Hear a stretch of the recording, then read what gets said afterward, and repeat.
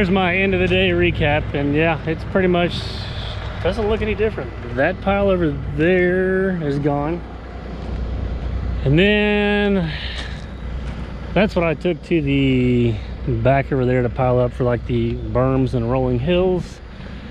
I hauled a load of dirt to a guy 2 miles that direction, and then 7 loads of this stuff to a few guys 2 miles that direction. So I pretty much met every farmer in this little town and delivered some of this dirt. And I mean, only one load of the topsoil. This is kind of, I mean, this is 90% dirt with a little bit of grass, and there's a little bit of the rock and clay and stuff like that here that we didn't use on the lot, but had one guy that just had a bunch of holes where his cattle had kind of wallered going through gates and various places that he was just going to dump in there and use. And I didn't really film a whole lot because I mean, there's only so many ways you can film loading a dump truck and then driving around. All right, we were getting things rolling this morning. We got the excavator over there. It's all greased and fueled up and ready to roll. I'm getting ready to grease the loader, and then I'm going to finish hauling. There's maybe 1.5 loads in that pile off to a guy, and then I got to grab William Harris a couple loads out of that pile to pay him for running the roller last week.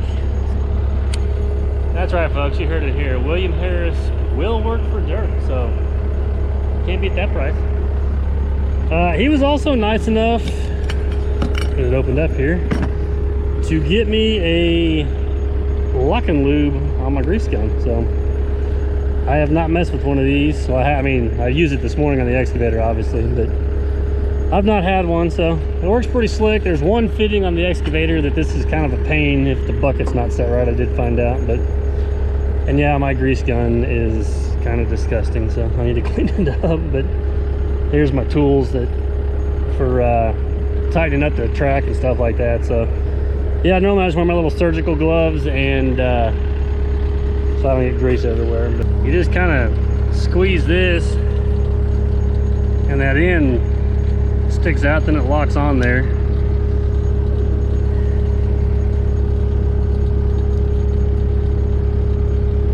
A little junk down in here, and this is the one I've been having problems with.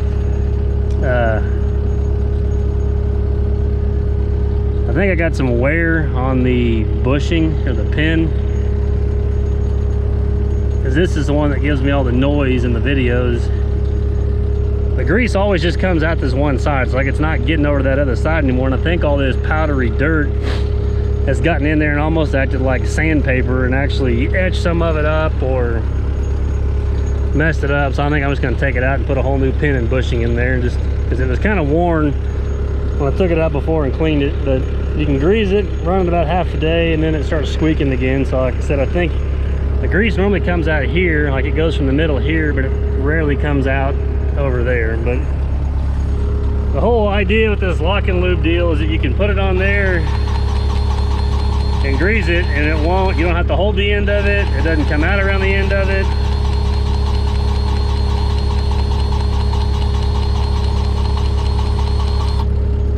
Gonna make a liar out of me this morning. Yeah, now it's coming out that side, but not this side. So,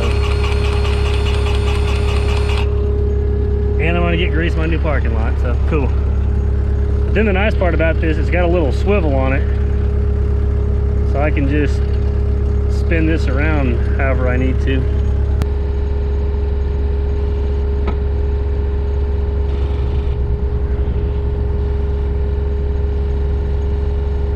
So yeah, my little lock and lube. They make one that's about half as long too, but which that one is handy to reach in there in some places. It's just gonna take a little kind of getting used to. Remember to, I get grease on here, then trying to squeeze it and the hand slips off, but I need to clean the grease gun. It's a little nasty. But yeah, thank you, William. I think I'm gonna like that.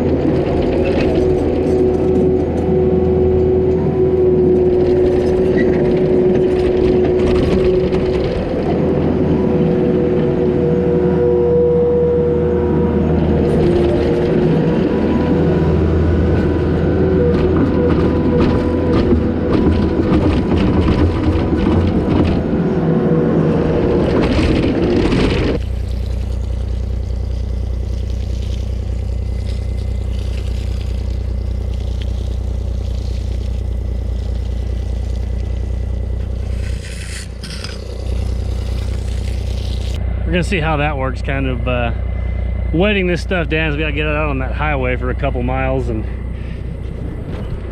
it was a little dusty the other day, so maybe that'll help.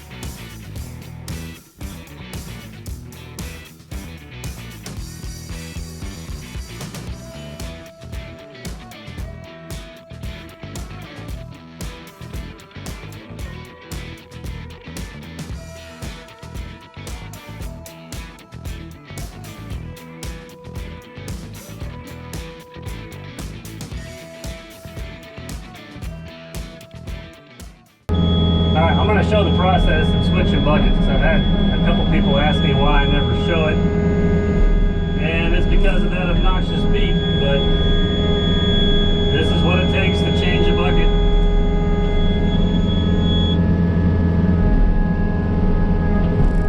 That's it. And all it is, I put the controller down here. I'm going to try to see where I can.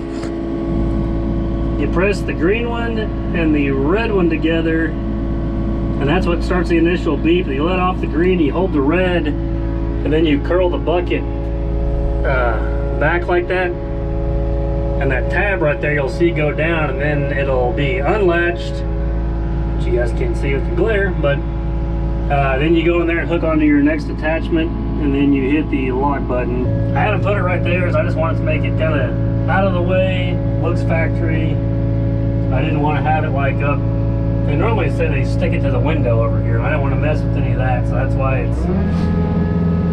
Plus, with me running the controls that I do, it's easier. This is my curl and dump either control pattern. It's easier just to use that hand to release the bucket. Sorry, I might not pay attention to what I'm saying or doing.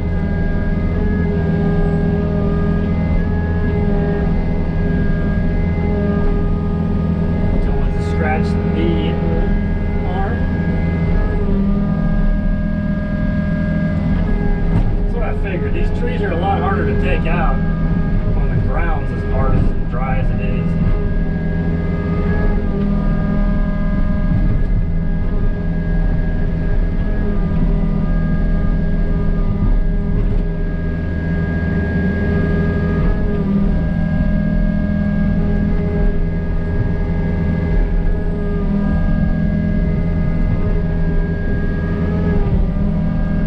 In the winter time where the ground's soft and wet, so they just pluck right out.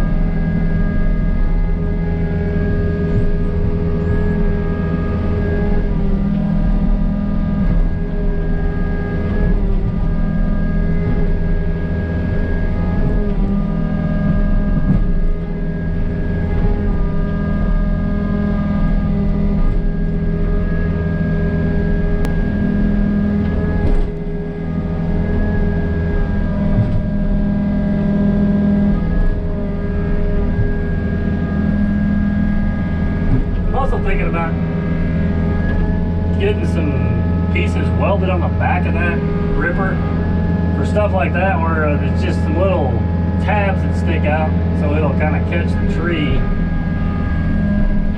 Maybe it won't slip onto the side.